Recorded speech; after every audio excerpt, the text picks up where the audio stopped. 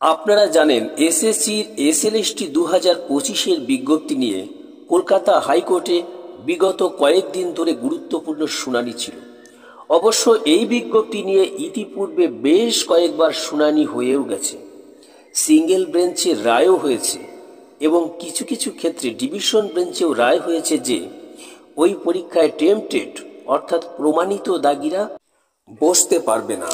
কিন্তু পরীক্ষাটি 2016-র বিধি অনুসারে হবে নাকি এসএসসির জারি করা 2025-এর নয়া বিধি অনুসারে হবে তা নিয়ে বঞ্চিত প্রার্থী, চাকরিহারা বা এসএসসি বা রাজ্য সরকার কোনো পক্ষই সন্তুষ্ট ছিল না।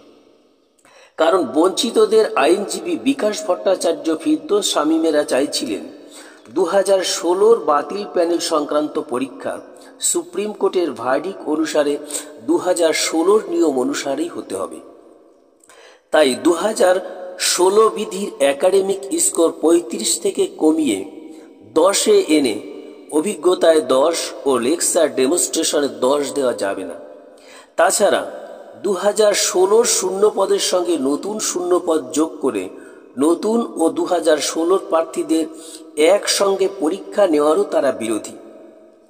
তাদের বক্তব্য হলো এতে বঞ্চিত প্রার্থীদের বর্তমানের বেশি নম্বর পাওয়া প্রার্থীদের সঙ্গে কঠিন প্রতিযোগিতায় পড়তে হবে।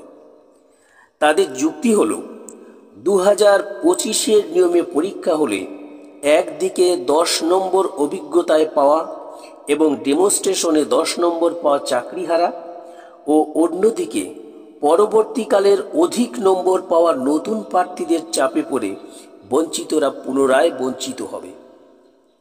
আবার এসএসসি বা রাজ্য সরকার চাইছেন যেন তেন প্রকারেণ 2025-এর নিয়োগ বিধি অনুসারে অভিজ্ঞতা ও ডেমনস্ট্রেশনে 10-10 করে দিয়ে ঘুর পথে যোগ্য অযোগ্য নির্বিশেষে সবাইকে চাকরিতে বহাল রাখতে, বিশেষ করে অযোগ্যদের চাকরিটাকে টিকিয়ে রাখতে।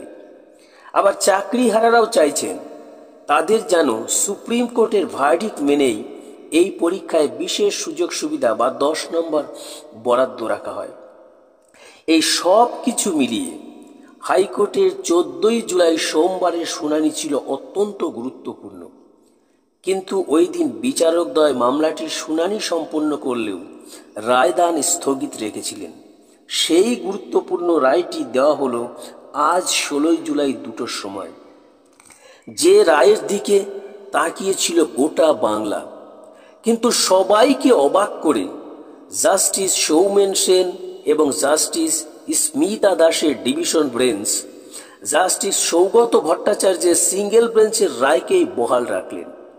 ফলে এই রায়ে কার্যত এসএসসি এবং রাজ্য সরকারই জয়লাভ করল। কারণ এই রায়ে 2016-র নিয়োগ প্রক্রিয়াকে 2025-এর বিধি মেনে করানোর উপর কোনো হস্তক্ষেপই করল না ডিভিশন বেঞ্চ, বরঞ্চ তাতে স্বীকৃতি দিল। ফলে শিক্ষকতার অভিজ্ঞতার জন্য 10 নম্বর এবং ডেমনস্ট্রেশনের জন্য 10 নম্বর, বয়স জনিত সার কেবলমাত্র চাকরিহারাদের দেবার ব্যবস্থা এবং স্নাতক বা স্নাতক উত্তরে 50% বাধ্যতামূলক, অবশ্য রিজার্ভ ক্যাটাগরির জন্য 45% প্রভৃতি ব্যবস্থা। এক কথায় 2025-এর এই নয়া বিধিকেই এই রায় বৈধ বলে স্বীকৃতি দিল। ফলে আজকের এই রায় অনুসারে শিক্ষকতার অভিজ্ঞতার জন্য 10 নম্বর যেমন দেওয়ার ব্যবস্থা থাকলো, তেমনি বয়সজনিত ছাড়ও যে কেবলমাত্র চাকরিহারারাই পাবে সে ব্যবস্থাও স্বীকৃত হলো। 2016-তে অংশগ্রহণকারী সকলে কিন্তু বয়সের এই ছাড়টা পেল না। আবার স্নাতক বা স্নাতক উত্তরে 50% নম্বর বাধ্যতামূলক থাকার ব্যবস্থাও স্বীকৃত হলো। সেখানে 2016-র হিসাবে যে 45% নম্বরের ব্যবস্থা ছিল তা কিন্তু হলো না। এই সব কিছু মিলিয়ে এই রায় এসএসসি এবং রাজ্য সরকারকে সন্তুষ্টি দানের সাথে সাথে চাকরিহারাদের আশাকেও খানিকটা সন্তুষ্ট করল, কিন্তু বঞ্চিত চাকরি প্রার্থী এবং ফ্রেশারকে প্রচণ্ড হতাশ করল। যদিও এই মামলার শুনানির সময় বিচারকদের বিভিন্ন পর্যবেক্ষণ বা মন্তব্য শুনে যা মনে হয়েছিল, রায় কিন্তু হলো ঠিক তার উল্টো। যে বেঞ্চ অযোগ্যদের পরীক্ষায় বসার নিষেধ করল, সেই বেঞ্চই আবার বাকি বিষয়গুলিতে সিলমোহর দিয়ে দিল। যাই হোক, এই রায়ে বঞ্চিতরা যে মোটেই সন্তুষ্ট নয় তা যেমন তারা বলেছেন, তেমনি এই রায়ের বিরুদ্ধে তারা যে সুপ্রিম কোর্টেও যাবেন তাও তারা জানিয়ে দিয়েছে।